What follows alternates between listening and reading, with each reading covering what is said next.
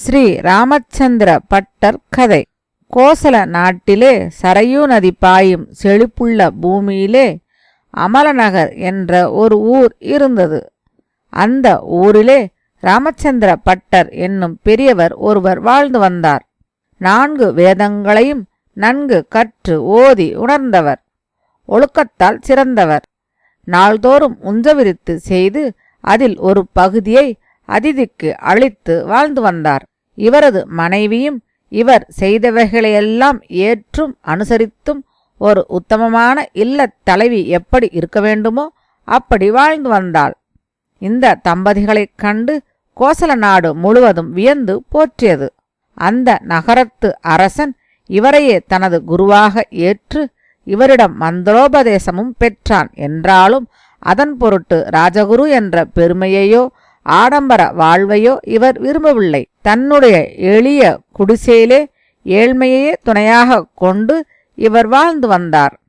இவரது தெய்வ பக்தியும் உபகார சிந்தனையும் நாளுக்கு நாள் பெருகின. ஒரு நாள் இவர் உஞ்சவிருத்தி செய்து கொண்டு அரண்மனை வீதி வழியே செல்லும் பொழுது மேன்மாடத்து உப்பரிகிலே இருந்த அரசி இதை கண்டாள். இவரது தவக்கோலத்தையும் இவர் பாடிச் செல்லும் அற்புதமான கவிதைகளையும் கேட்ட அந்த அரசனிடம் தங்களுக்கு குருநாதராக விளங்கும் இந்த மகானை இப்படி பிச்சையேற்று உண்ணும்படி விடலாமா? அபச்சாரமல்லவா என்றாள். அதற்கு அந்த அரசன், அந்த மகான் பொருள் ஆசை அற்றவர். நாம் எவ்வளவுதான் பொன்னையும் பொருளையும் கொடுத்தாலும் அவர் பயன்படுத்தி கொள்ளவும் மாட்டார். நான் என்ன செய்ய முடியும் என்றான். அதற்கு அரசி, அவர் வீட்டிற்குச் சென்று அவருடைய மனைவியிடம் கொடுத்தால் என்ன என்றாள். உனக்கு விருப்பமிருந்தால் செய்து பார். அந்த அம்மையாரும் இவரைப் போன்றே நடப்பவர் என்று கேள்விப்பட்டிருக்கிறேன். நீ வேண்டுமானால் முயற்சி செய்து பார் என்றான். ராமச்சந்திர பட்டரின் மனைவி ஏழ்மையைக் கண்டு அஞ்சியவள் அல்லல். கணவனைப் போல் ஆசைகளையெல்லாம் விட்டொழித்தவளும் அல்லல். என்றாலும் கணவன் சொல்லை மீறி எந்த செயலையும் செய்யமாட்டாள்.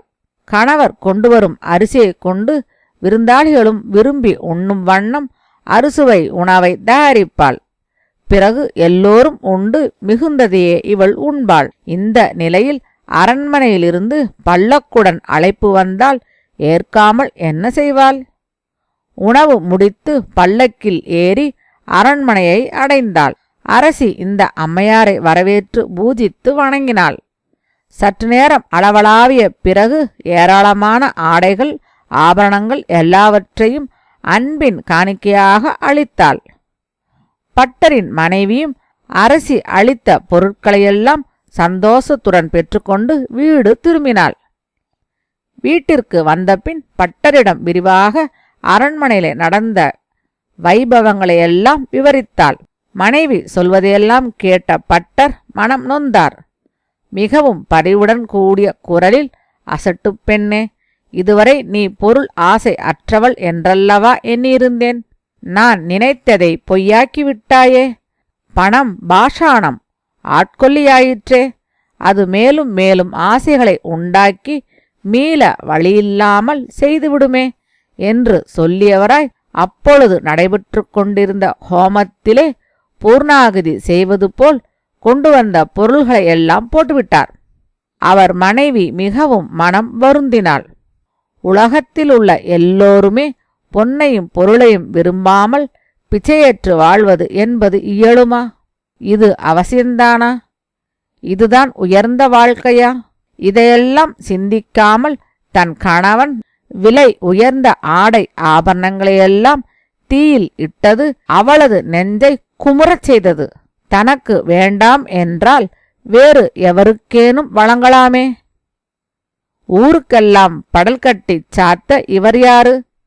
எல்லோருமே இவர் போல் உஞ்சவிரித்து செய்வது என்று கிளம்பினால் அரிசி போடுவதற்காவது ஆள் வேண்டாமா? யார் போடுவார்கள்? நல் வழியிலே நடக்க வேண்டியதுதான். பகவத் பக்தியை பிரச்சாரம் செய்ய வேண்டியதுதான். அதன் பொருட்டு அரசன் மனைவி அளித்த நன்கொடையை அனலில் இடுவது நியாயமா? இதனால் யாருக்கு என்ன நன்மை? அரசன் இந்த செய்தியை கேட்டால் கோபிக்கவும் கூடும் என்றெல்லாம் நினைத்தாள். அதுகாரும் அவருடைய சுவடுகளையே பின்பற்றி நடந்த அவளுக்கு அவரது இந்தச் செயல் ஆத்திரமூட்டியது. மெல்ல மெல்ல இந்தச் செய்தி அரசனது செவிகளிலும் வீழ்ந்தது.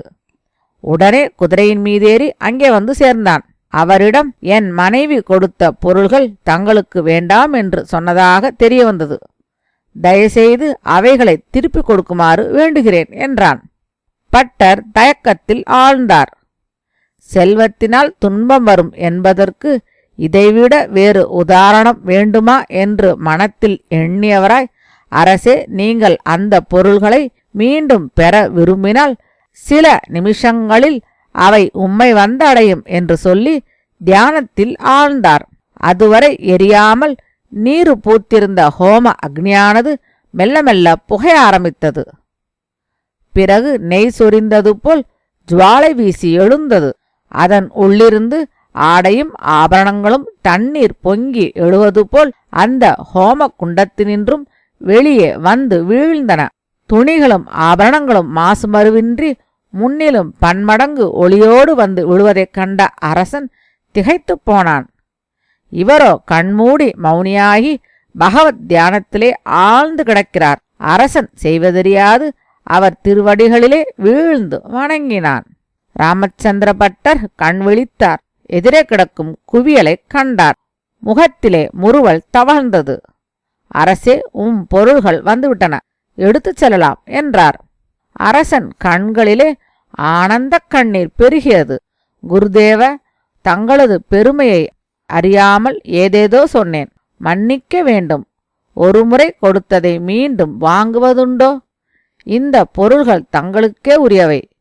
தங்களது விருப்பம் தேவியாரது விருப்பமும் எப்படியோ அப்படியே இவைகளை எது வேண்டுமானாலும் செய்யுங்கள் என்று சொல்லி மீண்டும் ஒருமுறை வணங்கினான் அரசன்.